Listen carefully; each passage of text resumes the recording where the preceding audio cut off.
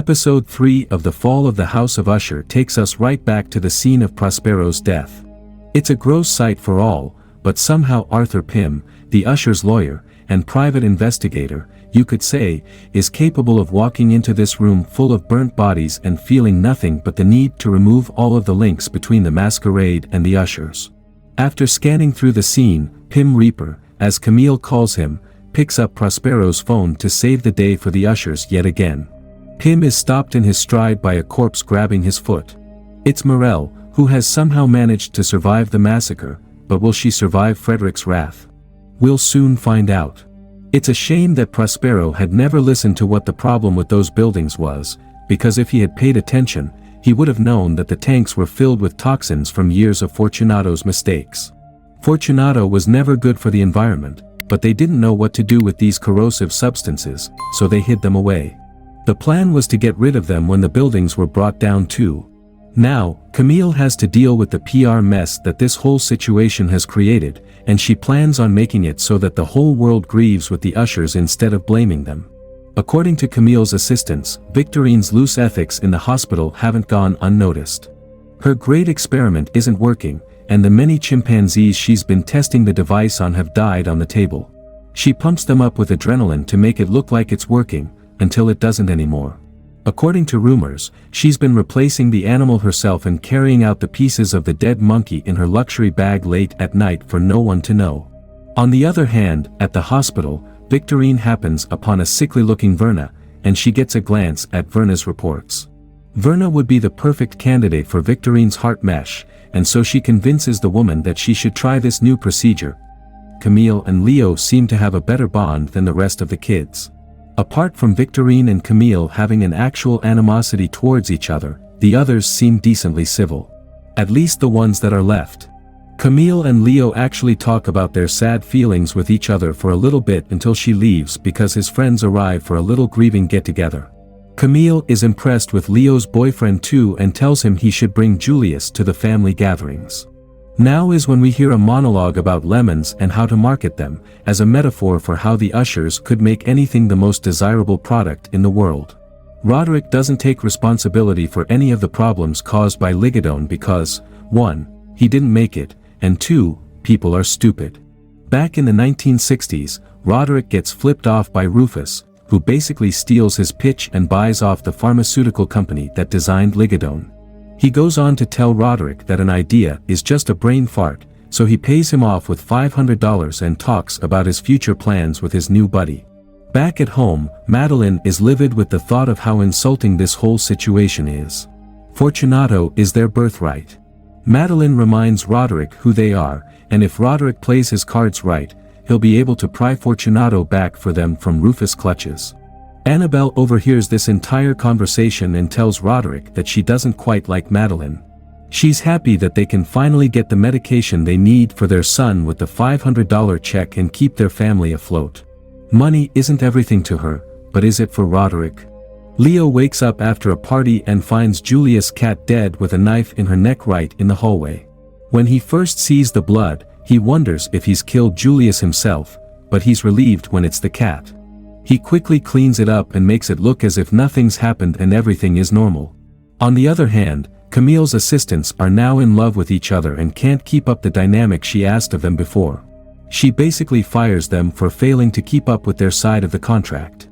Tamerlane has a woman who usually shows up for her roleplay sessions, but she's late on this day. It turns out she's been replaced by Verna because she's under the weather. Verna is quick to get into action, and she needs no help understanding what they're doing there.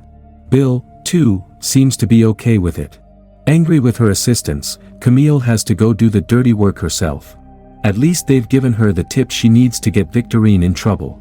Camille goes to the Rue Morgue, as they call it, the place where the chimpanzees are kept. Verna is somehow there too. She stops Camille from going in as the security guard in charge. Camille, who is very proud of her status, tells Verna that she has to obey her because if she doesn't, she'll lose not just her job but everything that she has. Camille is too proud because of her family name, something that she uses to her benefit. This is her big vice because it makes her feel like she's on top of the world. Camille takes a few pictures of the monkeys, and Verna shows up inside. She gives her a lecture about the birth of animal testing and what it's become today. Verna starts to move like a chimpanzee herself, telling Camille how her job of marketing the Usher family is basically cleaning up dirt after them.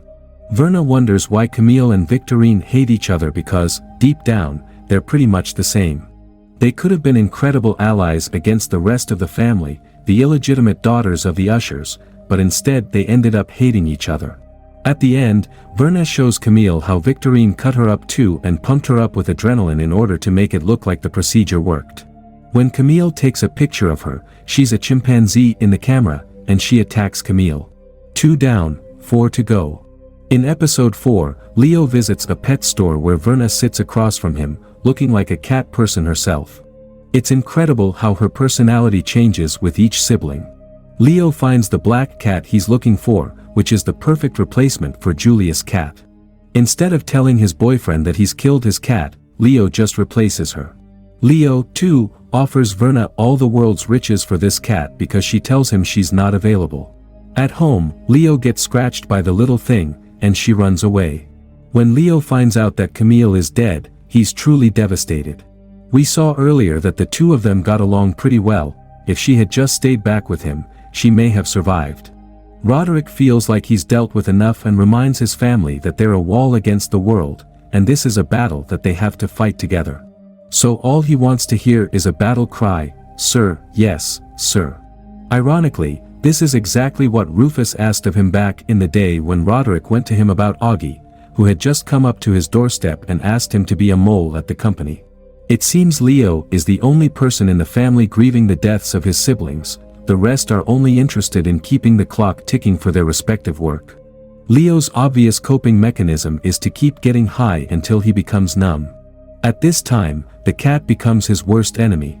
He sees her popping out of the wardrobe at him, and whatnot. Julius knows it's too much, but he's also slightly afraid of talking about Leo. Roderick now wonders if Camille had some information on Victorine being the informant. He can't think of any other reason for Camille to have been in her office. Roderick decides to make Victorine talk. He needs to threaten her work, specifically the money going into it. There's a trail of messed up chimps behind Camille's death that has to be cleaned up after all. Victorine lightens the mood by saying they're going to do human trials, and that changes everything. At the same time, Pim hands over a mobile phone to Frederick that doesn't look like it belongs to his wife but is found with her belongings. While Roderick spends time in a basement with a brick wall, Madeline tries to find a bar they visited many years ago. In episode 4, Verna is excited about her surgery in front of oblivious Victorine, but she needs to make sure that Al, the actual doctor on the case, has approved her as the right candidate.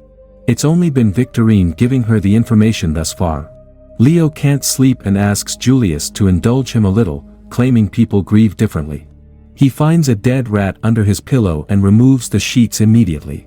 While telling this story, in the present day at his childhood home, Roderick explains how Leo, like most of his children, picked up the trait of displacing their anger and projecting it on the weak, people they like. While doing so, Leo's body falls in front of him, leaving him completely shocked and lashing out in front of Augie. The man can't understand what's happening because he can't see Leo, but Roderick has an outburst, and Augie stops him from showing him his anger. Roderick apologizes and tells Augie that he's always liked him. Augie visited Roderick back when he worked for Rufus to get the dirt on the company. He found forged documents for drug trials that were signed by Roderick, but it was all a lie. He never signed such consent forms because he never knew about them. This is when Roderick tries to speak to Rufus about Augie's findings and gets told to stand on the battlefield for Fortunato. At home, Madeline thinks it's a great idea to be a double agent and make it look like he's on Rufus' side so he can become the hero of Fortunato. Madeline tells Roderick to befriend Augie and do the work he asks for, even going to trial as a witness. Julius asks Leo politely to do him a favor and take it slow on the drugs for just a little while. In the same breath, Leo gets a visit from Frederick, asking for drugs to deal with everything that is happening, the fact that Morel lied to him. Leo hands him some cocaine, and when he's putting the box back, he gets scratched in the eye by the cat. Frederick doesn't seem to care much and takes his drugs to shift his focus from Maury. After a while, Leo starts finding more dead animals in the house, making him call Verna for help. She comes immediately and tells Leo that cats are apex predators, so they have a tendency to hunt. Leo doesn't really care for what she's saying, he needs the cat gone. He shows her a tub full of dead animals. Verna tells him that the cat is in the walls, and he starts to hear it too. While she's talking to him about how cats are a lot like his father, the cat jumps onto him from behind and holds onto his neck, wounding him deeply. He grabs the cat and squishes it into its eyes with his thumbs, going in for the kill. When he throws the cat away from him and looks at Verna, her eye pops out, and she licks her blood in a cat-like motion. At home, Roderick wants to have a good time with his wife Juno, but he ends up seeing Prospero's burnt-up body. This is when he admits to Madeline that he has codicil like their mother. Madeline, strong-willed as ever, tells him that he will get through this with the help of Victorine's heart miracle, and he'll be back to normal.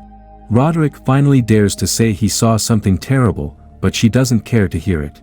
On the other hand, when Julius returns home from work, he's shocked to see that Leo has shredded the entire house. Somehow, Julius dares to find his boyfriend, even in the scary scenario in front of him. Leo, hammer in hand, goes to the only plain wall left, and what he sees inside is a dead Verna with the black cat sitting on her shoulder. When he asks Julius if he can see what's on the wall, Julius wears a blank expression. When Leo looks back at the wall, there's nothing there. He looks out at the balcony now, and the cat sits on the railing. He goes swinging at it with the hammer, and before Julius can stop him, he falls off, crashing to the ground with a big thud. At the end of The Fall of the House of Usher, Episode 4, there's nothing in the tub, which was supposed to be filled with dead animals, and the black cat with the Gucci collar worn by Julius cat comes and licks a dead Leo. A reminder of Leo's guilt in his last breath. 3 down, 3 to go. Who will be next? Thank you for joining us on this journey. And I hope you enjoyed the episodes of The Fall of the House of Usher.